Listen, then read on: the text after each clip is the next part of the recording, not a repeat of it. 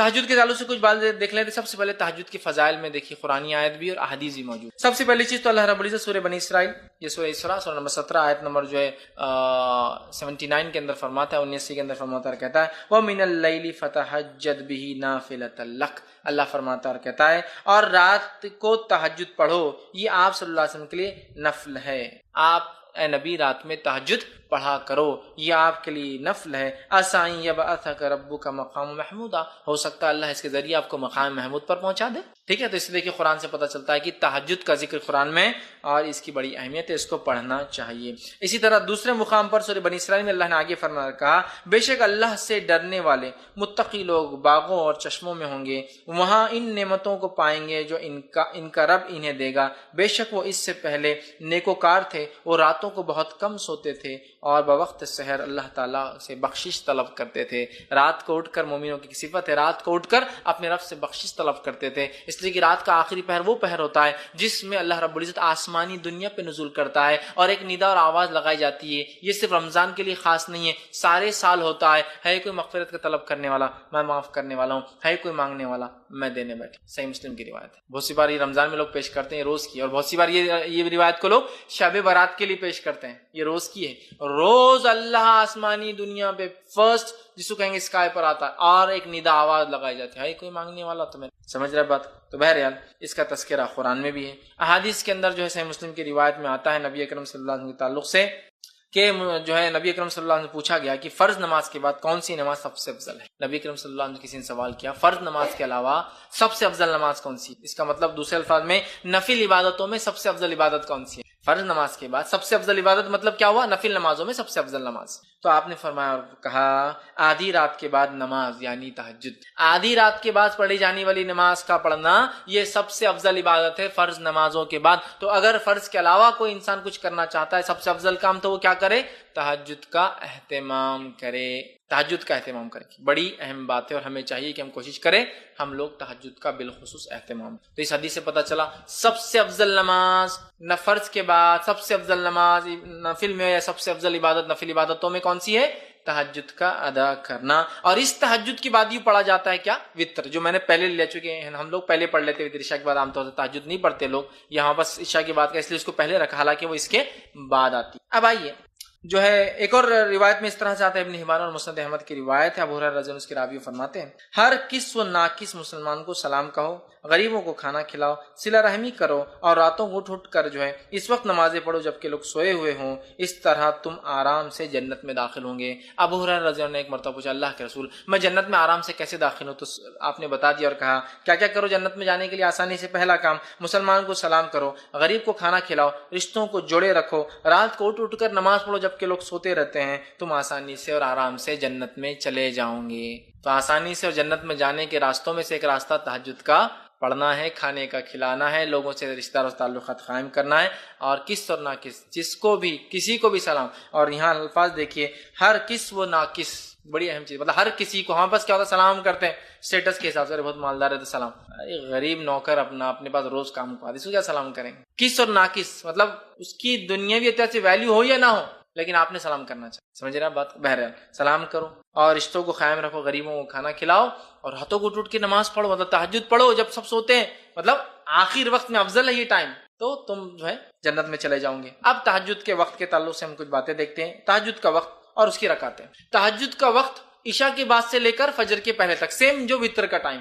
تہجد کا وقت عشاء کے بعد سے لے کر فجر کے پہلے تک، تو گویا آپ عشاء کے بعد بھی پڑھ سکتے ہیں تہجد اور فجر سے پہلے تک پڑھ سکتے ہیں، کبھی بھی جیسا وتر پڑھ سکیں، ٹھیک ہے۔ اب کتنی رکعتیں پڑھیں، تو اس کی رکعتیں یاد رکھیے دو کر کے، کم از کم 2 اور زیادہ سے زیادہ 8 رکعت، اور یہ رکعتیں 2 کر کے ہی ہوں گی، 2 کے بعد سلام، 2 کے بعد سلام، 2 کے بعد سلام، 2 کے بعد سلام، ٹھیک۔ تو اگر آپ کو 2 پڑھنا ہے تو 2 ہو گئی، 4 پڑھنا ہے تو 2 کر کے مطلب 2 سلام ہوں گے، 6 پڑھنا ہے تو 3 سلام، اور 8 پڑھنا ہے تو 4 سلام سے 8 رکعتیں، 2 کے بعد سلام پھیریں گے۔ یہ اس کی رکعتیں کم از کم 2، زیادہ سے زیادہ آپ جو ہے 8 رکعتیں اس کی پڑھ سکتے، ٹھیک۔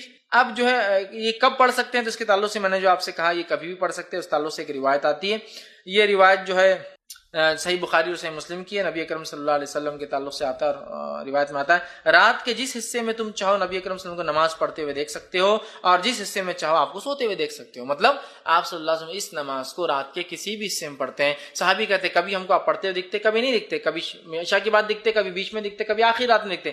جس حصے میں چاہو آپ نماز پڑھتے ہوئے دکھتے ہیں، جس حصے میں چاہو آپ سوتے ہوئے دکھتے ہیں. مطلب کبھی ایک وقت نماز پڑھتے ہیں ایک حصے میں، دوسرے دن اس حصے میں نہیں پڑھتے، کبھی اور پڑھتے ہیں. تو ایک بار آج سمجھ لیجیے مثال فار ایگزامپل 1 بجے آپ جاگتے ہوئے دکھ رہے ہیں تو کل 1 بجے جاگتے ہوئے نہیں دکھیں گے آپ. تو ایک حصے میں دیکھو تو نماز پڑھتے ہیں، ایک حصے میں دیکھو تو آپ نماز نہیں پڑھتے ہیں. مطلب آپ صلی اللہ علیہ وسلم عشاء کے بعد سے لے کر فجر تک اس کو پڑھا کرتے ہیں. اسی طرح صحیح بخاری کی روایت میں عائشہ فرماتی ہے اور کہتی ہیں کہ آپ صلی اللہ علیہ وسلم اس وقت قیام فرماتے ہیں جب مرغ کی آواز سنتے. مطلب نبی اکرم صلی اللہ علیہ وسلم اس کو ہر وقت پڑھتے، لیکن خاص طور سے کب پڑھتے؟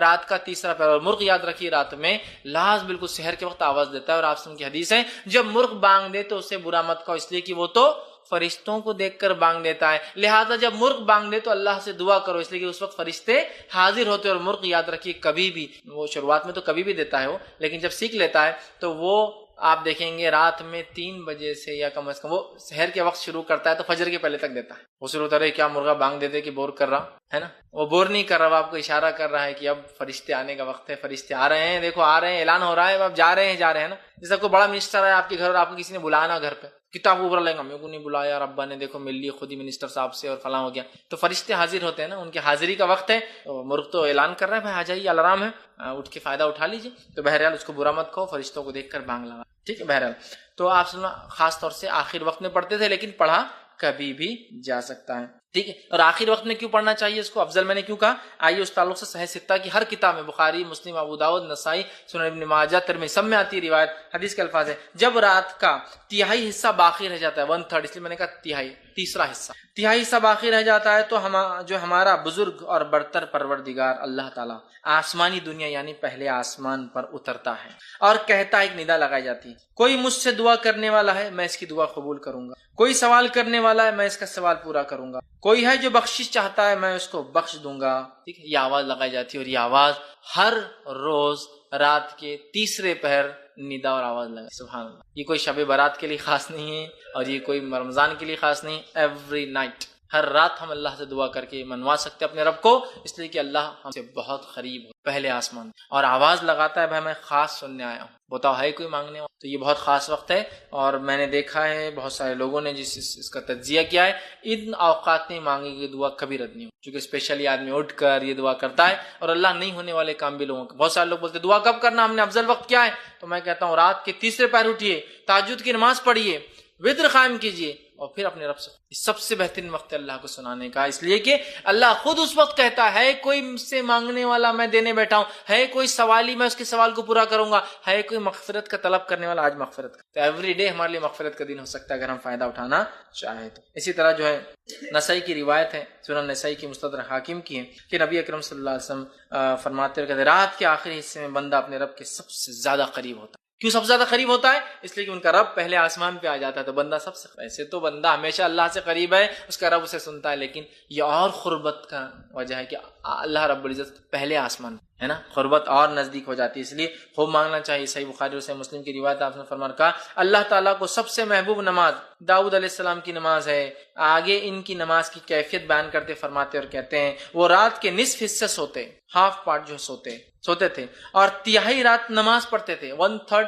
نماز پڑھتے تھے، ہاف سوتے تھے، 1/3 جو ہے مطلب ہاف 50% سوتے تھے، 33% نماز میں ڈالتے تھے جو فرماتے ہیں، اور تہائی رات نماز پڑھتے تھے اور پھر رات کا چھٹا حصہ پھر سوتے تھے، اور اس کے بعد پھر 6th پارٹ سوتے بھی تھے. اس کا مطلب پہلے اٹھے سوئے ہاف پارٹ، پھر اٹھے پھر نماز قائم کی اور پھر سو جاتے تھے. تہجد میں ایسی ہوتا ہے نا، اگر ہم تہجد کے لیے اٹھتے ہیں اور فجر کو ٹائم ہوتا ہے تو اگر ہم اٹھتے ہیں تہجد کیا تھوڑا وقت ہوتا ہے ہم سو کے پھر اٹھتے. تو یہ آپ فرماتے داؤد علیہ السلام کی نماز سب سے بہترین تھی، اور وہ کیا تھی؟ ہاف سوتے تھے، پھر 33% وہ کرتے تھے اور 1/6 پھر سو جاتے تھے. اس کے اندر تھوڑا ٹائم باقی ہوتا تو پھر سوتے تھے. ٹھیک ہے. اسی طرح جو ہے نبی اکرم صلی اللہ علیہ وسلم کے تعلق سے آتا ہے، صحیح بخاری اور صحیح مسلم کی متفق علیہ روایت ہے، رمضان یا کسی دوسرے مہینے آپ 11 رکعتوں سے زیادہ نماز نہیں پڑھتے، 11 رکعت. 8 रकात तहज्जुद और 3 रकात वित्र। तो 8 रकात तहज्जुद की 2 कम से कम, ज्यादा ज्यादा आप 8 रकात जो है पढ़ सकते हैं याद रखें, ठीक। अब इसी तरह जो है बहुत सारे लोग तहज्जुद के मामले में गलत फहमी ये रखते हैं कि तहज्जुद को कभी कभार नहीं पढ़ना चाहिए, अगर पढ़े तो हमेशा कंटिन्यू कर जाए, नहीं पढ़े तो तहज्जुद बदवा देती। फिर तो बहुत सारे लोग बोलते हैं देखो तुम पढ़ रहे हो तो कंप्लीट पढ़ते रहना, नहीं तो नहीं पढ़ना। मुसीबत परेशानी होती है तो आदमी जब पढ़ता है, कभी नहीं होती तो नहीं पढ़ता है। अल्लाह ताला तौफीक दे एक अलग बात है, लेकिन सबको ये नमाज की मुकम्मल तौफीक नहीं होती है, क्योंकि वैसे फर्ज है भी नहीं। बड़ी अफजल है अपनी दुआएं मंगवाने के लिए, मनाने के लिए रब को, वो तो है, लेकिन ये गलत फहमी की बुनियाद पे नमाज मत। बहुत से लोग तहज्जुद क्यों नहीं पढ़ते, सो के उठना जरूरी है। आज रोज तो मैं जागता नहीं हूँ, आज जाग लिया तो तहज्जुद पढ़ूं क्या, तो बोलते नहीं आज नहीं पढ़ सकते, क्यों, खास थोड़ी उठे तुम नमाज के लिए, समझ रहा। ऐसा नहीं मेरे भाई, अगर मैं रोज नहीं पढ़ सकता हूँ लेकिन आज जाग गया हूं तो कितना अच्छा मौका है ना आज। प्लस क्या तीसरे पहर में पढ़ना जरूरी नहीं, ईशा की बात पढ़ लीजिए आप। मुझे लगता है मैं तहज्जुद में नहीं उठ सकता हूँ, ईशा के बाद मैंने तहज्जुद की 8 रकात पढ़ी, 3 वितर पढ़ी, सो गया, ये भी कर सकता हूँ, समझ रहा। तो जरूरी नहीं कि आप कंटिन्यू रखें, जरूरी नहीं कि आप आखिर वक्त में पढ़े, जब सहूलत हो, जैसे सहूलत हो आप पढ़े। और बहुत सारी गलतफहमियां होती है कि नमाज को पढ़ के छोड़े तो अजाब आ जाता, लानत बरसती, काम हो गया तो फिर वापस खराब हो जाता, इसलिए कि तुमने तो अल्लाह को खुश कर दी रात में उठ के बाद थोड़े दिन बाद में। नहीं, ऐसा कुछ नहीं, हमारा रब जो है बंदे की नीयत को देखता है, तो लिहाजा जितना हो सके करे। हाँ, अफजल ये है कि कोई काम आप जब शुरू करे उसको कंटिन्यू रखे, लेकिन कोई जरूरी नहीं कि कोई चीज कंटिन्यू रखी जा सके, हो सकता है आप कर पाए, हो सकता ना कर पाए, तो बहरहाल कोई मसला नहीं। तो बगैर सोकर उठे के भी इसको पढ़ सकते हैं, क्योंकि तहज्जुद का माना ही जागना होता है, सोना उसमें शामिल ही नहीं। तो समझ लीजिए थर्ड नाइट शिफ्ट करने वाले लोगों के लिए बड़ा आसान है, नाइट शिफ्ट है, चाय का मौका मिल रहा है तो 2 रकात पढ़ ली और 3 रकात पढ़ ली, ज्यादा टाइम नहीं, कंपनी नहीं देती, 2 रकात तहज्जुद की पढ़ी, 3 रकात वित्र पढ़ ली और दुआ करिए अपने रब से। नाइट शिफ्ट में बहुत से लोग काम करते हैं ना, ट्रैवल कर रहा हूँ, रात में जाग रहा हूँ सवारी में, ठीक है, तो तहज्जुद पढ़ ले सकता हूँ। और एक तो सफर में वैसे अल्लाह मुसाफिर की दुआ रद्द नहीं करता, उस पर जो है सवारी में हूँ, मतलब सहूलत भी नहीं है, उस पर जाग रहा हूँ रात में और दुआ कर रहा हूँ अपने रब से, कितनी बड़ी बात है ना। रब भी फिर अल्लाह ताला भी जो है दुआओं को सुनता है, याद रखिए हमारी। तो जो तहज्जुद, हाँ तहज्जुद में नबी अकरम सल्लल्लाहु अलैहि वसल्लम कैसे उठते वो कैफियत भी रख देता हूँ।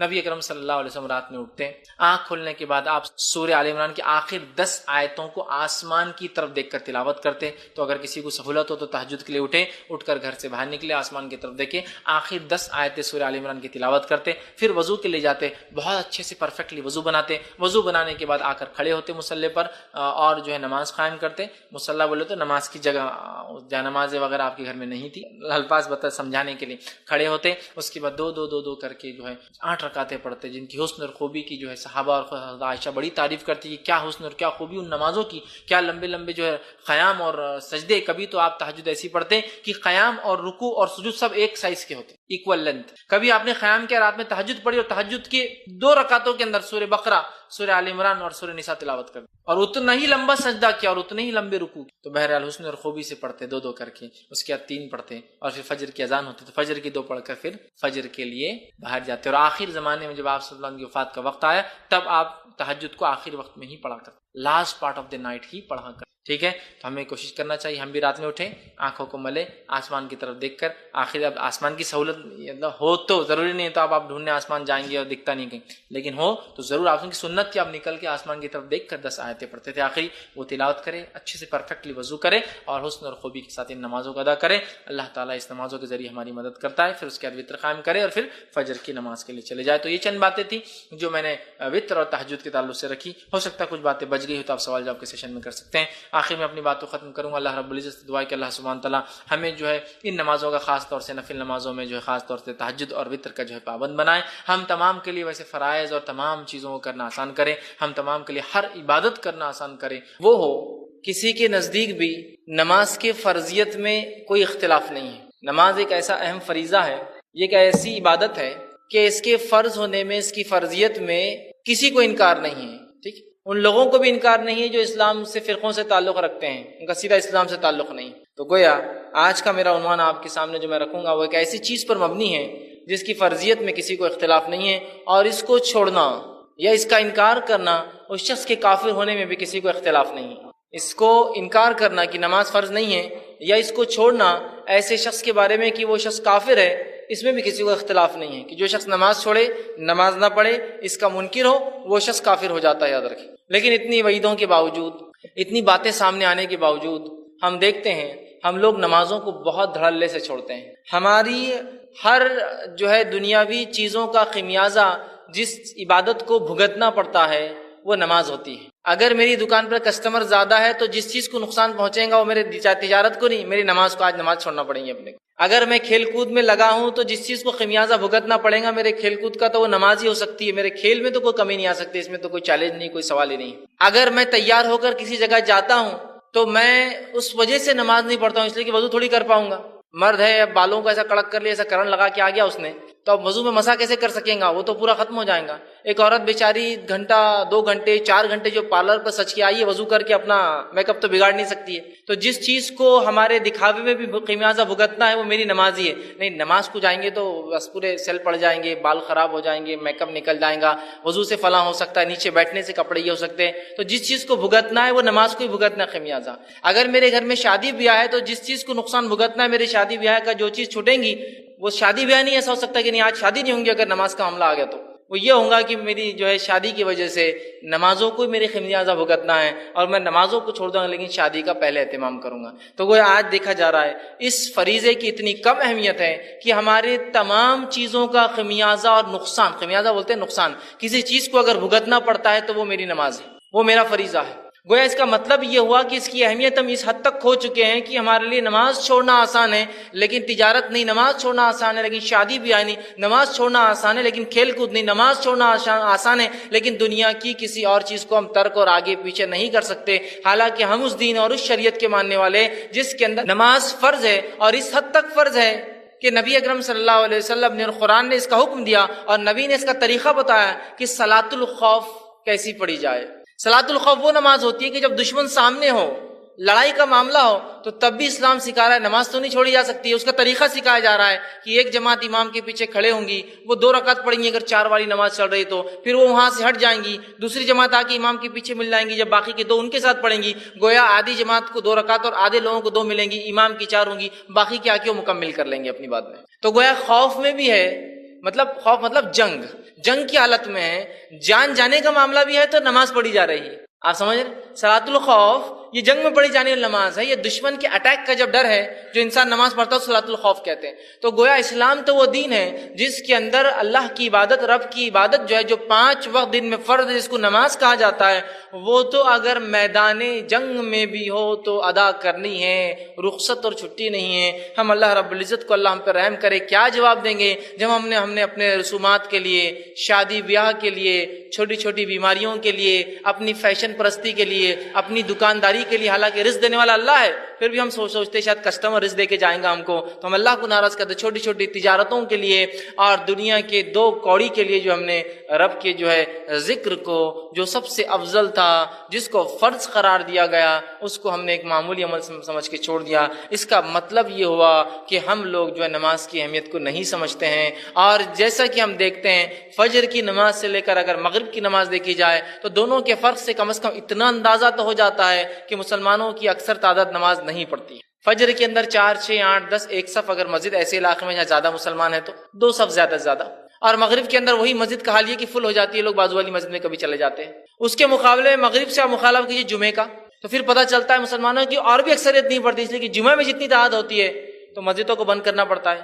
پھر اس سے آپ کمپیئر کیجئے رمضان کا پہلا دن اور وہ پہلی رات جو عشاء کی جو ہے مغرب کی آتی ہے اور عشاء کی آتی ہے، اس میں تو راستوں کو بند کرنا پڑتا ہے۔ اس کا مطلب عام جمعے میں بھی لوگ اتنے نماز نہیں پڑھتے جتنے رمضان میں پڑھتے ہیں، اور رمضان میں بھی جس کو جمعۃ الوداع کے نام سے مشہور کر دیا، آخری جمعہ جو ابھی گزرا ہے، اس میں جو ہے اگر اس کا معاملہ لے تو اس میں بھی اور تعداد ملیں گی جو عام جمعہ میں بھی نہیں ملتی ہے۔ اس سے پتہ چلا عام جمعہ میں رمضان کے بھی جتنے لوگ نماز نہیں پڑھتے جمعۃ الوداع کو پڑھتے ہیں، اور عیدین کا اگر معاملہ لے تو عیدین میں آپ کو اتنے لوگ ملیں گے جتنے آپ کو جمعے میں بھی نہیں ملتے، چاہے جمعۃ الوداع جس کو کہا تھا اس میں بھی نہیں ملتے۔ اس سے پتہ چلا کتنے لوگ کثرت سے نماز چھوڑ رہے ہیں۔ ایک فجر کی عام نماز سے لے کر عید کی نماز سے اس کو کمپیئر کر لیجیے، کیونکہ ایک عیدگاہ لاکھوں کی تعداد میں ہے، اس کے اندر مسلح، ایک عیدگاہ میں 1.25 لاکھ، ایک عیدگاہ میں 1 لاکھ، ایک عید پر تو لاکھوں، اور پھر جمعہ جو ہے عیدین کی نمازیں جو مساجد میں بھی ہو رہی ہے، پھر لوگوں نے پرائیویٹ جو ہے اپنے کھیتوں پر بھی اور کھلے میدانوں میں بھی شروع کر دیے، اتنا ہونے کے باوجود بھی جگہ نہیں پڑتی ہے۔ تو پتہ یہ چلا کہ وہ فجر میں جو لوگ آ رہے وہ بھی مسلمان ہیں، اور عید کی نماز کو جا رہے وہ بھی مسلمان ہیں،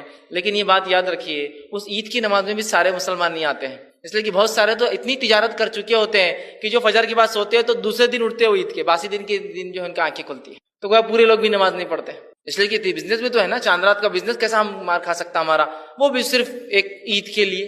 ایک تہوار کے لیے، حالانکہ تہوار اسلام میں صرف 2 ہے، منانا چاہیے اس کو، عید جس کو کہتے ہیں عام زبان میں تہوار، وہ منانے کی چیز ہے۔ تو بہرحال آپ دیکھیے اس کو بھی لوگ دھڑلے سے چھوڑتے ہیں، تو گویا نماز کی ہم نے اہمیت چھوڑ دی۔ اگر اس کی اہمیت شاید ہمارے دلوں میں ایسی ہوتی جیسا ہونا چاہیے، جیسا اس کا حق ہے، تو شاید ہم اپنے ہر عمل کو چھوڑ دیتے ہیں سوائے اس کے کہ نماز کو چھوڑنے کی، سب عمل چھوڑ دیتے ہیں۔ بزنس کو بات نہیں، تھوڑی دیر شٹر ڈاؤن، کوئی مسئلہ نہیں، اللہ رزق دینے والا ہے، کسٹمر آج نہیں کل آئیں گا، کوئی اس میں مسئلہ نہیں۔ کہ میں جو کھیل کود میں کھیل کود چلتا رہے گا، کھیل کود انسان صحت کے لیے کرتا ہے، اللہ صحت دینے والا ہے، اس کا مالک ہے، کھیل کود ٹھیک ہے اپنی جگہ، لیکن نماز کے آڑے نہیں آ سکتا ہے۔ ٹھیک ہے میں بازار میں ہوں، میں جو اچھے لباس میں ہوں، میری خود کی شادی ہے، میں کسی کی شادی میں ہوں، ٹھیک ہے یہ سب ہو سکتا ہے، لیکن میرا لباس میری شادی میں کوئی عبادتوں سے تو نہیں روک سکتی ہے نا، وہ ایک الگ چیز ہے۔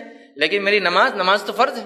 اسی طرح اگر ہم یہ نماز کی اہمیت کو جان لیں تو انشاءاللہ عزیز میں دعوے سے کہہ سکتا ہوں جتنی مسجد ایگزسٹنس میں ہیں، ایک بھی شہر کی کو مسلمان آبادی کی مسجدیں پرنے والی نہیں ہیں نمازیوں کو، کیونکہ اتنی کم مسجدیں ہیں، اتنی کم مسجدیں ہیں، کسی کو انتہا نہیں، چونکہ نماز کہاں پڑھتے ہیں لوگ، کبھی کبھار جمعہ پڑھ لیتے تھوڑی بڑھا دیتے لوگ، عیدین میں تو اکثر بولتے چلو عید کے لیے مسجد کو اتنا تھوڑی بڑھا سکتے، ٹینٹ لگا دو کچھ کر دو۔ تو ہم نے نماز کی اہمیت کو کھو دیا۔ میں آج آپ کے سامنے نماز کے فضائل اور اس کی اہمیت پہ بات کروں گا، اس کے مسائل پہ میرا ڈسکشن نہیں اور میری گفتگو نہیں ہوں گی، یاد رکھیے۔ اس کی اہمیت کیا ہے، اس کا امپورٹنس کیا ہے، ہم اس کو سمجھ لیں اور اپنی زندگیوں میں نماز کو لا لیں، ہم مسجد جانے والے بن جائیں، نماز پڑھنے والے بن جائیں، جیسا کہ جو ہمارے نبی نے ساری زندگی اور اپنی موت، اپنی وفات تک جو ہے نماز کو مسلسل پڑھتے رہے، صحابہ کرام نمازیں پڑھتے رہے، چاہے وہ جو بھی حالات زندگی کے ان کی چلتے رہے، تو ہم بھی جو اپنے آپ کو نمازی بنا لے۔ اللہ رب العزت نے اپنی کتاب کی شروعات کی، پہلی سورت الفاتحہ ہے، 7 آیتیں گزر گئی جو کہ دعا ہے۔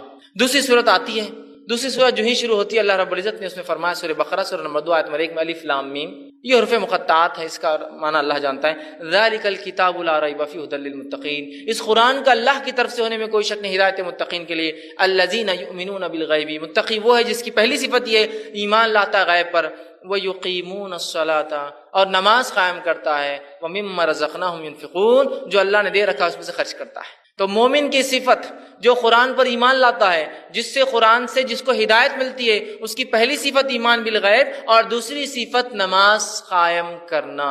سورہ بقرہ شروع ہی ہوا ہے، تیسری آیت شروع ہوتی ہے، مومنوں کی صفت نماز قائم۔ تو گویا پتہ چلا ایمان کے بعد جو سب سے اہم رکن ہے وہ کیا ہے؟ صلاح، نماز۔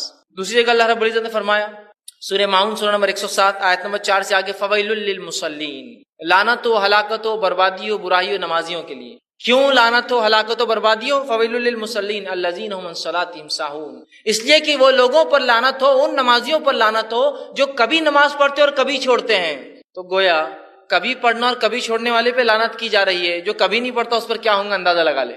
فویل للمصلین، لعنت ہو ان نمازیوں پر جو کبھی پڑھتے اور کبھی چھوڑتے ہیں۔ اس کی مثال ایسی ہے کہ ظہر اثر مغرب ہو گئی، فجر عشاء چھوڑ دی، یہ اس میں شامل ہوگا۔ مصیبت آئی تو نمازیں شروع، مصیبت چلے گی نمازیں ختم، ہے نا۔ ایگزام آئے نمازیں شروع، ایگزام ختم، نماز ختم۔ بیمار ہوئی نمازیں شروع، بیماری ختم، نماز ختم۔ کسی چیز میں کمپٹیشن میں یا کسی اس میں مسابقے میں حصہ لیا، مسابقہ جیت گئے، نماز ختم، ہے نا۔ تو کبھی پڑھتے اور کبھی چھوڑتے، منمانے ڈھنگ سے پڑھتے ہیں، جتنی چاہے اتنی پڑھتے ہیں، حالانکہ فرض 5 ہے لیکن جب چاہے تو کہا فویل للمصلین، تو ایسے نمازیوں پر لعنت ہو جو کبھی پڑھتے اور کبھی چھوڑتے ہیں۔ تو گویا کبھی پڑھنے اور چھوڑنے والوں پر لعنت بھیجی گئی، تو مکمل اور مسلسل چھوڑنے والوں پر اللہ کتنی جو ہے لعنتوں کو اپنی اس پر، جس کو بولیں گے بے شمار لعنتیں نازل کرتا ہوں۔ ہم ایک گیس کر سکتے ہیں، اندازہ ہی لگا سکتے ہیں، جو پڑھ رہا ہے اور کبھی چھوڑ رہا ہے اس پہ لعنت ہے، جو ہمیشہ چھوڑتا ہے اسے کیا ہوتا ہوں گا، اس سے ہم اندازہ لگا سکتے ہیں۔ نبی اکرم صلی اللہ علیہ وسلم فرماتے ہیں، صحیح بخاری کی روایت، آپ نے فرمایا کہا بنی الاسلام علی 5، اسلام کی بنیادیں 5 چیزوں پر ہوتی ہے۔ پہلا کہ تو گواہی دے کہ اللہ کے سوا کوئی معبود برحق نہیں اور محمد صلی اللہ علیہ وسلم اس کے رسول ہیں۔ دوسرا نماز قائم کرے، تیسرا جو ہے زکوٰۃ ادا کرے، چوتھا جو حج کرے، اور 5واں آپ نے فرمایا وہ صوم رمضان، اور رمضان کے روزے رکھے۔ 5 باتیں فرائض میں بتائیے۔ تو گویا اسلام کی بنیادیں، بنی الاسلام علی 5، بنیادیں، ستون، عماد، جو کالم، جو پلر ہوتا ہے جس کے اوپر کسی چیز کی چھت ٹیکی جاتی ہے اس کو کہتے ہیں عماد، بنیاد۔ تو اسلام کی بنیادیں، اسلام جو جس چیز پر ٹکا ہے اس کے 5 کالمز اور پلر سے اسلام ٹکا ہے، اور اس میں سے سیکنڈ پلر جو ہے امپورٹنس کے اعتبار سب سے پہلا تو توحید، شہادت، اس کے بعد نیکسٹ پلر صلاح، نماز ہے۔ تو اندازہ لگائیے ہم اگر نماز کو چھوڑتے ہیں تو گویا اللہ نے جو دین، جس عماد، جن پلروں پر، جس پہ بنیاد رکھی ہے، اس بنیاد میں سے ایک بنیاد کو ہم کاٹنے والے اور ڈھانے والے بن جاتے ہیں۔ اور اسلام نے اتنی اس کی جو ہے حکم دیا کہ اس کو جو ہے دوسرا وہ کیا. اور اللہ کے رسول صلی اللہ علیہ وسلم کے پاس جب کوئی شخص اسلام قبول کرنے آتا, واقعات اٹھا لیجیے حدیث کی کتابوں میں, سیرتی کتابوں میں, جب کوئی شخص اسلام قبول کرنے آتا تو نبی اکرم صلی اللہ علیہ وسلم اس کو سب سے پہلے کلمہ پڑھاتے, اور کلمہ پڑھانے کے بعد دوسرا کام جو بولتے ہو کیا ہے معلوم آپ کو؟ نماز قائم کر. اور 2 رکعت نماز پڑھنے کا اس شخص کو حکم دیا جاتا تھا. اندازہ لگائیے, یہاں ابھی اسلام قبول کیا ہے, مسلمان بنا ہے, حق کی طرف آیا ہے, حق کی گواہی دیتی, دوسرا کام کیا کرایا جا رہا ہے اسے اسی دن. آپ کہتے تھے کہ جو ہے انسان اسلام کلمہ پڑھاتے تھے, اسے غسل کا حکم دیا جاتا تھا, اسے اپنے جو زندگی اس نے پہلے کفر میں گزاری اس کفر کے بالوں کو نکالنے کا حکم دیا جاتا تھا, اور فوراً اس کے بعد آپ کہتے تھے نماز قائم کرو, اور وہ شخص نماز پڑھتا تھا. کئی واقعات, خود عمر ابن خطاب رضی اللہ عنہ فرماتے میں جب اسلام قبول کیا آپ صلی اللہ علیہ وسلم مجھے غسل کا حکم دیا اور نماز پڑھائی. تو آپ دیکھ رہے ایک نو مسلم کو اسلام قبول کرتے ہی معافی نہیں ہے کہ نہیں چلو اب اسلام قبول کیا 1-2 سال تمہارے لیے معافی ہے, اس کے بعد تو نمازی بن جانا. اس کو کوئی آپشن ہی نہیں ہے. جب رب پر ایمان لایا تو اگلا فریضہ اس کے لیے تیار ہے, وہ کیا ہے؟ صلاح, نماز قائم کرنا ہے. اور آج ہم جو ہے پیدائشی مسلمان ہونے کا دعویٰ کرتے ہیں, اور کس دھڑلے سے اور کس آسانی سے نماز کو چھوڑتے ہیں. اللہ رحم کرے, ہمیں اگر اللہ رب العزت معاف نہ کرے تو یقیناً ہم تو بہت خسارہ اٹھانے والوں میں ہو جائیں گے. کس دھڑلے سے چھوڑے, بالکل نماز کا کیا ہے. اور حالت یہ ہے کہ 2 دوست, 2 مسلمان, 2 بھائی ایک ساتھ بازار میں جاتے ہیں, ایک ساتھ گھر میں بیٹھے ہوتے ہیں, ایک ساتھ کسی جگہ ہے, ایک کہتا ہے میرے بھائی نماز کو چلو, دوسرا کیا کہتا ہے تم جا کے آؤ. سبحان اللہ, تم جا کے آؤ. ایک کفر اختیار کرتا اور ایک ایمان پہ چلتا ہے. ایک ہی وقت میں 2 بھائی ہے, 2 دوست ہے, 2 بزنس پارٹنر ہے, ایک ہی وقت ہے. ایک کہتا ہے تم جا کر آؤ, گویا ایک کفر اختیار کرتا ہے اور دوسرا ایمان پر باقی رہتا ہے. کیا عجیب حال ہو گیا نا. اللہ کے رسول صلی اللہ علیہ وسلم فرماتے ہیں قیامت سے پہلے ایسے حال آئیں گے کہ انسان صبح گھر سے نکلیں گا اور ایمان کے ساتھ شام میں کافر بن کے آ جائیں گا, ہے نا. صبح نکلے گا ایمان والا, یا شام میں نکلے گا ایمان کے ساتھ صبح کافر بن کے آ جائیں گا. شاید وہ حال ہم نے اپنے اوپر خود لا لیا ہے کہ نمازوں کو چھوڑنا کفر ہوتا ہے. آپ دیکھیے وہ کہہ رہا نہیں آپ پڑھ کے آئیے میں ذرا بیٹھتا ہوں. اندازہ لگائیے نماز کی مطلب کوئی قدر کوئی اہمیت نہیں ہے جس نماز کے لیے صحابہ تڑپ رہے تھے کہ اللہ رب العزت جس نے اتنے فضل, اتنے کرم, اتنی جو ہم پر نعمتیں برسائی ہے, اس کے بدلے ہم کچھ کرے اس رب کے لیے. اور وہ نماز تھی جو دی گئی, اس کے لیے ترس رہے تھے کچھ نازل ہو. اور ہمارا حال یہ ہے کہ ہمیں دیا گیا ہم پڑھتے نہیں ہیں. نبی اکرم صلی اللہ علیہ وسلم جب ایمان آ رہا تھا, ابتدائی مکی دور تھا, نماز فرض نہیں ہوئی تھی, تب بھی آپ جو ہے 3 وقت نمازیں پڑھتے تھے, اور 2 رکعت ہوا کرتی تھی وہ نمازیں, صبح دوپہر اور شام میں 2 رکعت. صحابہ بھی چھپ چھپ کر نمازیں پڑھا کرتے تھے 2 رکعت کی شکل میں, حالانکہ نماز فرض نہیں تھی ابھی, لیکن پڑھا کرتے تھے. ابھی تو فرض نہیں ہوئی, جب فرض ہوگی تو صحابہ تو خوش ہو اٹھے تھے کہ ان کے رب نے جو اتنے فضل اور کرم ان پر کیے اور آخرت میں جنت دینے والا ہے. کچھ تو چیزیں جو ہم پر فرض کی ہے جس کو عمل میں لائے, اور آج ہم سوچتے کہ کاش کہ اللہ تعالیٰ نے جو ہے نماز فرض نہیں کرنا تھا یار, باقی سب چل جا رہا. روزہ جم جاتا اپنے کو 1 مہینہ, کوئی بہت مشکل نہیں جاتی, اتنی بھوک تو برداشت کر لیتے ہیں. زکوٰۃ کا بھی کوئی بہت بڑا مسئلہ نہیں یار, مال کا ہی معاملہ ہے, دے دیں گے اٹھا کر. حج کا معاملہ تو پیسے ہے تو, نہیں تو وہ تو کوئی مسئلہ ہی نہیں ہے نا. تو یہ تھوڑا سا آسان دکھ رہا. توحید تو معاملہ ماشاءاللہ ہی نہیں, ہم تو توحید پرست ہے, ہم اللہ سے شرک نہیں کریں گے. بس یہ 5 وقت کیوں اللہ تعالیٰ بلا لے رہا, بس یہ نہیں ہونا تھا. مطلب دیکھیے اب اللہ تعالیٰ جو بہتر جانتا ہے کہ ہمارے لیے کیا اچھا ہے کیا برا ہے, اس میں بھی ہماری منمانی ہوتی ہے. اور صحابہ کا حال یہ تھا, صحابہ انتظار کر رہے تھے کہ ہمارا رب نمازوں کو شاید ہم پر فرض کر دے تو ہم اس کو ہمیشہ ادا کریں گے, اور ہم سوچتے کاش کی فرض نہ ہوئی ہوتی تو باقی سب عمل تو ہم انشاءاللہ کر ہی لیتے تھے. آزمائش کہاں ہوں گی پھر؟ نماز آزمائش ہے, فرائض آزمائش ہے, یاد رکھیے. آزمائش کہاں ہوتی پھر اگر آپ کو یہ آسانی ہم کو دے دی جاتا کہ بس ایمان لا اور بس پڑے رہو گھروں کے اندر, اور اس کے بعد بس مر جاؤ تو آ جاؤ جنت میں اللہ کی, تو پھر آزمائش کہاں تھی بھائی میرے؟ دنیا میں چھوٹی سی نعمت بھی آپ کو بغیر آزمائش کی نہیں ملتی ہے. بغیر محنت کے کوئی کما سکتا ہے کہ دنیا میں؟ بغیر محنت نہیں, میں کچھ نہیں کرتا لیکن بہت ہمارے پاس آ جاتا, یہ الگ بات ہے. باپ داداؤں نے کمایا ہے, اس کے پاس اگر ہے بھی تو لوگ اس کو کوستے اور کاٹتے کہ بیکار انسان ہے, کچھ کرتا نہیں, باپ داداؤں کو اس پہ عیش کر رہا ہے صرف, ہے نا. تو وہ بھی چپ چپ 9 بجے اٹھ کے باہر جاتا اور شام میں آتا گھر بتانے کے لیے کچھ کر رہا ہوں, حالانکہ وہ خرچ کرتا ہے لیکن کچھ کر رہا ہوں بھائی میں, ہے نہیں. تو دنیا میں کوشش کرنے کے بغیر کچھ حاصل نہیں ہے. تو اسی طرح آخرت کے لیے بھی ہمیں ایمان پر چل کر جو اس کے تقاضے ہیں, فرائض ہے, اس میں عمل کرنے کے بغیر کوئی چارہ نہیں, یاد رکھیے. اور آج ہماری حالت یہ ہے کہ اگر جو ہے کوئی شخص جو ہے نماز پڑھنے لگ جاتا ہے, کوئی شخص مسجدوں میں دکھنے لگ جاتا ہے, تو لوگ کیا پوچھتے ہیں اس سے معلوم؟ سب خیر تو ہے نا گھر پر؟ تو کیوں آپ یہ سوال کیوں کر رہے ہیں؟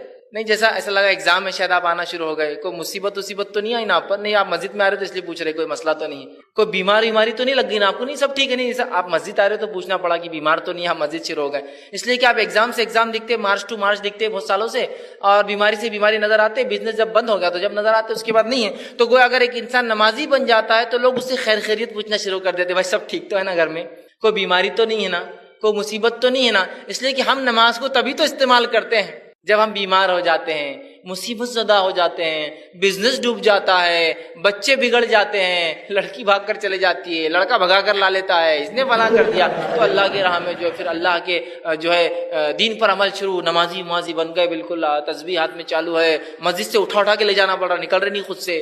اور اس کے بعد جب وہ معاملہ حل ہو گیا, کیس ختم, معاملہ ختم, اللہ نے نعمت دے دی, تجارت چل گئی, فلاں ہو گئی, اس کے بعد پھر لوگ پوچھتے شاید سب اچھا چل رہا, کیوں نہیں وہ آپ مسجد نہیں آ رہے ہیں, تو ایسا لگا اب اچھا چل ہی رہا ہوں, ایسے کہ مسجد آ رہے تھے اب چھوڑ ہے نہیں ہے. یہی حال ہو چکا ہے کہ نمازیں جب انسان پڑھے تو لوگ شک میں پڑ جاتے ہیں, کوئی مصیبت میں لگتا ہے, اس لیے کہ اس کے بغیر تو نماز کو کبھی آتا نہیں ہے. حالت ہمارے یہ ہے. نبی اکرم صلی اللہ علیہ وسلم فرماتے ہیں, مسند احمد کی روایت ہے نماز کی اہمیت بیان کرتے ہوئے, اول ما یحاسب به العبد صلاته, روز قیامت جو سب سے پہلے اللہ جس چیز کا حساب شروع کریں گا بندے سے وہ اس کی نماز ہوں گی.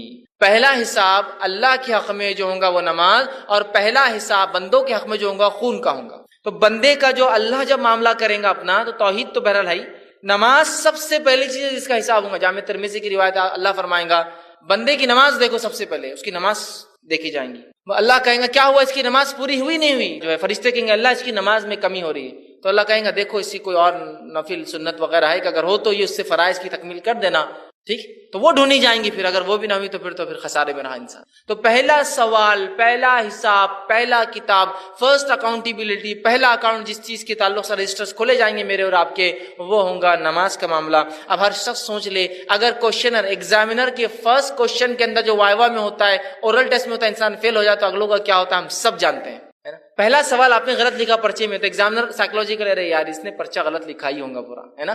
تو ہر کوئی بولتا فرسٹ وہ اٹیمپٹ کرنا چاہیے جو سب سے اچھا آپ لکھ سکتے ہیں, نا. تو پہلا کوشچن دیکھیے نماز, اگر اس میں ہم فیل ہو گئے تو اگلوں کے بارے میں اندازہ ہی لگایا جا سکتا کیا ہونے والا ہے. فرسٹ امپریشن ہی ہمارا غلط پڑ جائے گا. ہم کوشش کریں نماز کو امپریشن کے لیے نہیں, لیکن اپنے رب کے پاس حساب دینا ہے, یہ فریضہ ہے, اور اس کو خواہش کے ساتھ تکمیل پہ لے جائے کہ نہیں اللہ مجھے کرنا ہے, تو اتنی نعمتیں دیتا ہے. اگر کوئی عام انسان اتنی نعمتیں دے تو مجھے کتنا اس کا شکر ادا کرنا پڑتا ہے نہیں. ایک انسان کسی کو خیرات بھی دے تو بیچارہ جو لیتا ہے نا اس کو شکریہ ادا کرنا پڑتا ہے اس کا. حالانکہ خیرات دے کر وہ احسان نہیں کرتا ہے, وہ اپنا ایک بوجھ اتارتا ہے سر سے, پھر بھی لیکن وہ کرتا ہے. تو اللہ اتنی بے بہار نعمتیں دیتا ہے, کیا اس کے شکر میں ہم فرائض پہ بھی عمل نہیں کریں گے؟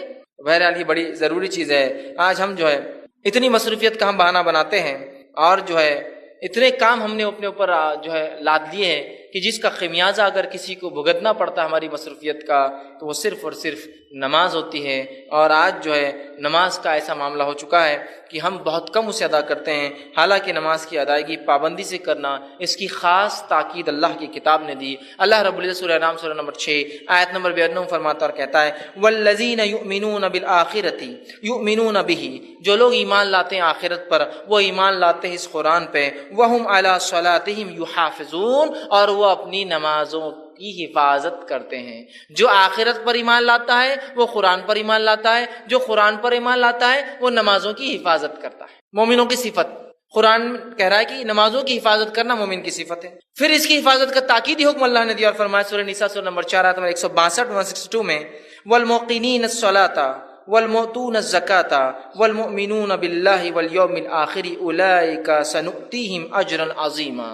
فرمایا اور جو نماز قائم کرنے والے ہیں اور جو ہے زکوٰۃ دینے والے ہیں, جو ایمان لاتے ہیں اللہ پر اور یوم آخرت پر, ایسے ہی لوگوں کے لیے ہم نے بہت بڑا اجر اٹھا کر رکھا ہے. جو نمازی قائم کرتے ہیں, جو زکوٰۃ دیتے ہیں, جو ایمان لاتے ہیں اللہ پر آخرت پر, ایسے ہی لوگوں کے لیے ہم نے بڑا اجر تیار کر رکھا ہے. اسی طرح جو ہے ایک اور آیت میں سورہ بقرہ سورہ نمبر 2 آیت میں 238 میں 238 میں اللہ فرماتا ہے کہتا ہے, حافظوا الصلاۃ الوسطیٰ, نماز کی جو حفاظت کرو, اور خاص طور سے بیچ والی نماز مطلب عصر کی نماز کی حفاظت کرو, اور خاص طور سے بیچ والی نماز کی. پھر تاکید کی نماز کی اور فرمایا سورہ مومنون سورہ نمبر 23 آیت نمبر 9, جس میں سکسیسفل لوگوں کی بات بتائی گئی ہے. بہت سے لوگ ہوتے ہیں نا جو لوگ MBA کرتے ہیں، مینجمنٹ کورسز کرتے ہیں، ان سے پوچھیے سکسیسفل لوگوں کی جو ہے سوانح حیات بایوگرافی پڑھنے کا کیا امپورٹنس رہتا ہے؟ پھر وہ بولتے ہیں یہ مینیجر تھا، اس نے یہ کیا زندگی میں فلاں، اس کی سوانح حیات فلاں کرتا تھا، یہ کرتا تھا، ہے نا.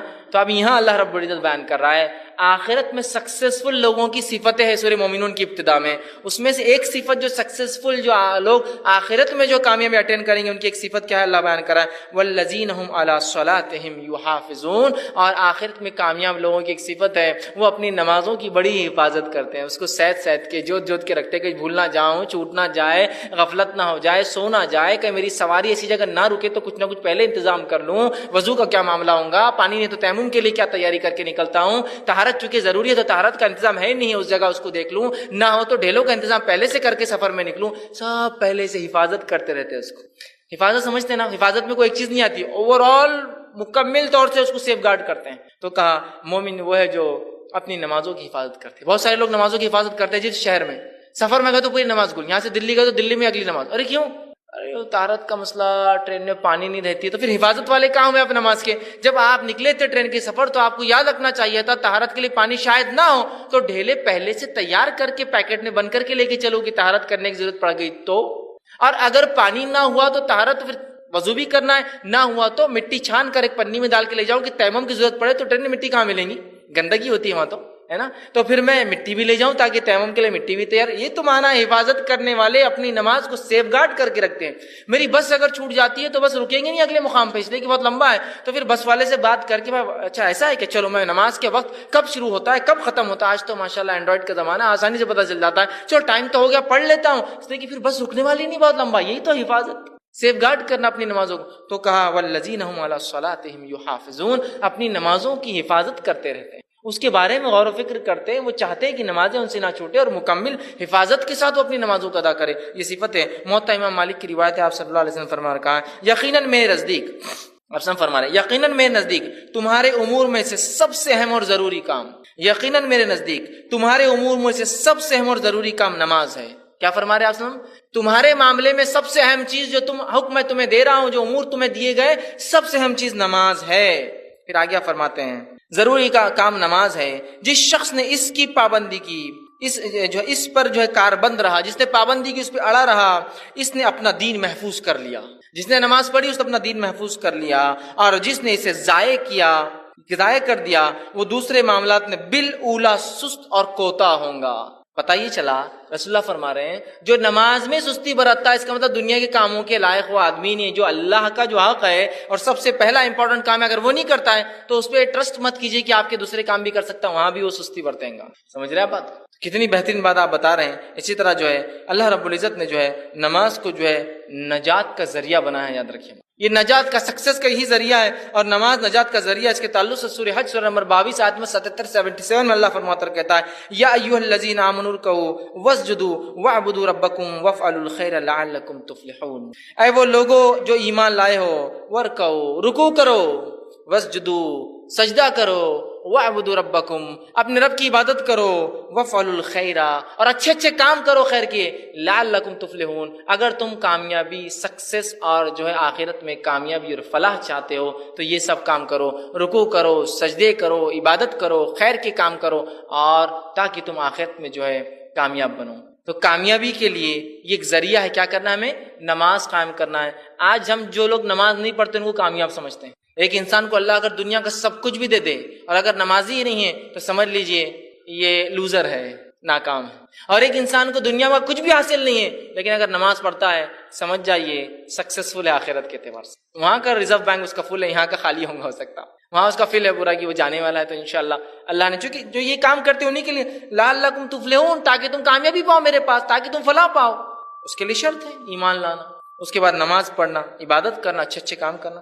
دوسری جگہ اللہ رب العزت فرماتا ہے سورہ اعلیٰ سورہ نمبر 96 آیت نمبر 14 سے لے کے 15 میں قد افلح من زکاہا اور وہ کامیاب ہوگا جس نے اپنے نفس کا تزکیہ کیا، اپنے آپ کو پاک کیا، ایمان لے آیا جس سے اس کے گناہ معاف ہو گئے. پھر فرمایا وذکر اسم ربہ فصلی اور اس کے بعد اپنے رب کے لیے نماز قائم کیا، نماز پڑھا. کامیاب ہو گیا جس نے اپنے نفس کا تزکیہ کیا اور اس کے بعد اپنے رب کے لیے اس نے نماز پڑھی. تو یہاں بھی دیکھیے کامیاب لوگوں کی علامت نجات کا ذریعہ نماز بتایا جا رہا ہے. اسی طرح جو ہے نماز صرف ہمیں نہیں دی گئی ہے، پچھلی شریعتوں میں بھی نماز تھی اور وہ انبیاء اور وہ لوگ بھی نماز پڑھتے تھے.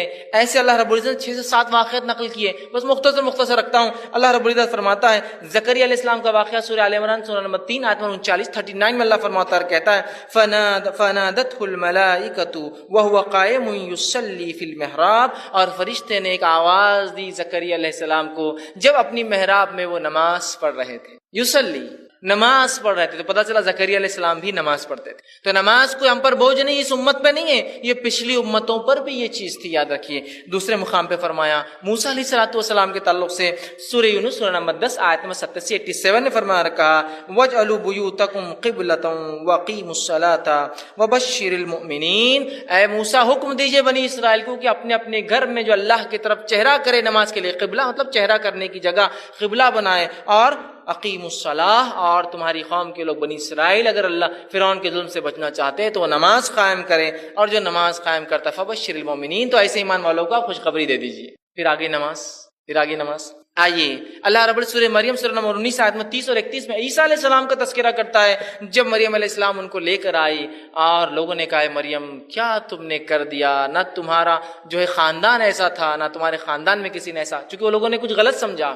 تو مریم علیہ السلام نے خالی اشارہ کیا عیسیٰ علیہ السلام کی طرف. عیسیٰ علیہ السلام بول پڑے، کیا بولا سنیے، قال انی عبد اللہ.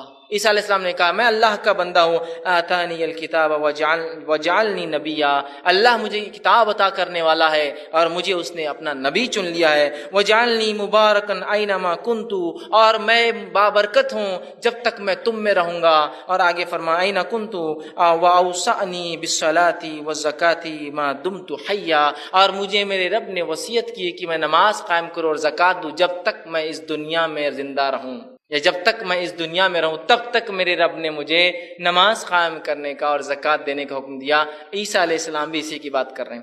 آئیے آگے ہم بڑھتے ہیں. ہم دیکھتے ہیں کہ شعیب علیہ السلام کا واقعہ اللہ رب العزت نے سورہ ہود سورہ نمبر 11 آیت میں 87 بیان کیا.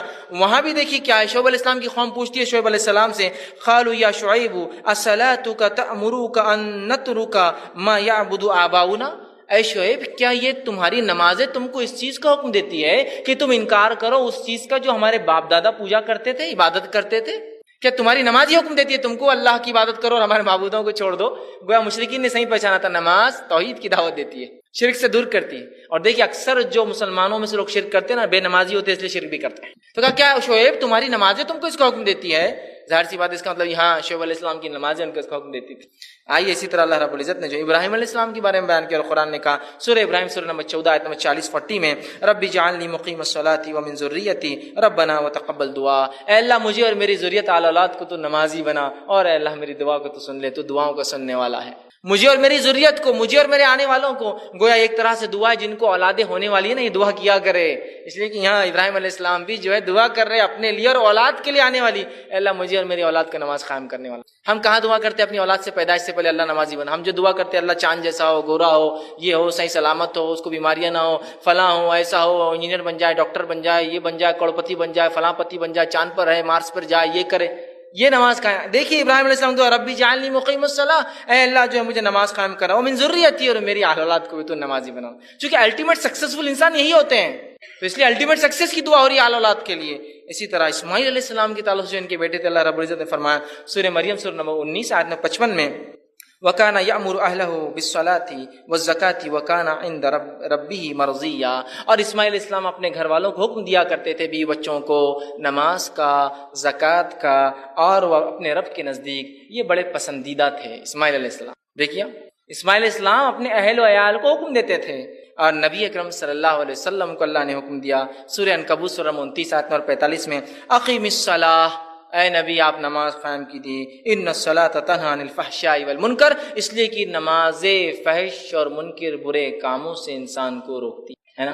کتنی پیاری پیاری باتیں بہرحال اس کے اندر بتائی گئی، اور پچھلے انبیاء بھی جو ہے نمازیں قائم کیا کرتے تھے. آئیے ہم آگے دیکھتے ہیں. جامع ترمذی کی روایت ہے، آپ نے فرمایا اور کہا معاذ بن جبل رضی اللہ عنہ اس کے راوی کہتے ہیں آپ صلی اللہ علیہ وسلم مجھ سے کہا کیا میں تجھے اسلام کا سر، اس کا ستون مطلب اس کے کالمز، ستون، اور اس کی چوٹی نہ بتلا دوں، سب سے زیادہ ہائٹ جو ہوتی ہے؟ انہوں نے کہا اللہ کے رسول صلی اللہ علیہ وسلم بالکل بتلائیے. تو آپ نے بتایا دین اسلام کا سر خود اللہ اور اس کے رسول کے سپردگی ہے، ان کو مان لینا ہے. پھر فرمایا اس کا ستون نماز ہے اور اس کی چوٹی جہاد ہے. ستون कॉलम पिलर जिस पे इस्लाम टिका है वो क्या है? नमाज।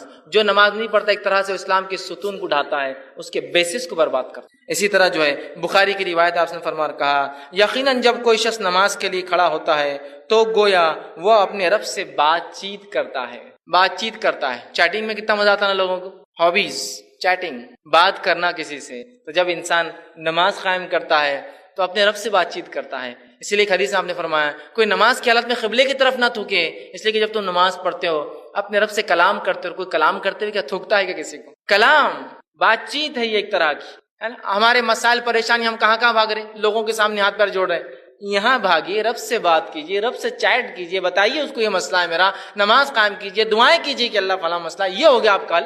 क्योंकि बंदा जब नमाज पढ़ता है अल्लाह से बातचीत कर रहा है, उसका राब्ता सीधा उसके रब से है, बगैर किसी फोन के, बगैर किसी खर्च किए कि आप अपने रब से राब्ता करते हैं खड़े खड़े। इसी तरह जो है अल्लाह की नजदीकी का जरिया नमाज, याद रखिए। कोई बंदा मुखर्रब बंदा अल्लाह का पसंदीदा चुनिंदा अच्छा नहीं हो सकता जब तक नमाज ना कायम करें। सही मुस्लिम की रिवायत है, आप फरमाते हैं बंदा हालत सजदे में अपने रब से सबसे ज्यादा करीब होता है।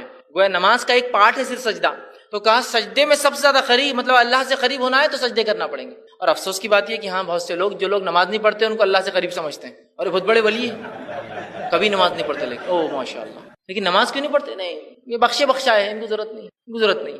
अंबिया अलैहिस्सलातु वस्सलाम के 7 के तज़किरे किया मैंने नमाज के, और इनको जरूरत नहीं, लेकिन माशाअल्लाह उनको जरूरत थी, लेकिन पूरे 7 अंबियाओं को। और भी है सुलेमान अलैहिस्सलाम का तज़किरा है, दाऊद अलैहिस्सलाम का, मैंने उतने नहीं लिए चूंकि वक्त नहीं था। और भी तज़किरे अंबियाओं के, नमाज का तज़किरा उनके साथ भी, लेकिन वक्त नहीं था, बल्कि सिर्फ 7 का रखा आपके सामने। तो अंदाजा लगे सबसे ज्यादा करीब नमाज की हालत में होता है। जाहिर से सबसे करीब बंदा भी वही जो रब के नजदीक होता है, नमाज कायम करता है। इसी तरह जो है नमाज जो है अपने रब से मोहब्बत की अलामत है, याद रखिए। जो शख्स नमाज पढ़ता है वो अल्लाह से मोहब्बत करता है, इसका मतलब ये है। बुखारी की रिवायत अबू हुरैरा रज़ी अल्लाह फरमाते हुए कहते हैं आप सल्लल्लाहु अलैहि वसल्लम फरमाया कहा जो है और मेरा बंदा जिन जिन इबादतों से, मतलब हदीस कुदसी है जिसमें अल्लाह फरमाता है, आपने फरमाया और मेरा बंदा जिन जिन इबादतों से मेरा खुर्ब हासिल करता है, नजदीकी हासिल करता है, उनमें सबसे ज्यादा मैं जो इबादत को पसंद करता हूँ वो फराइज है।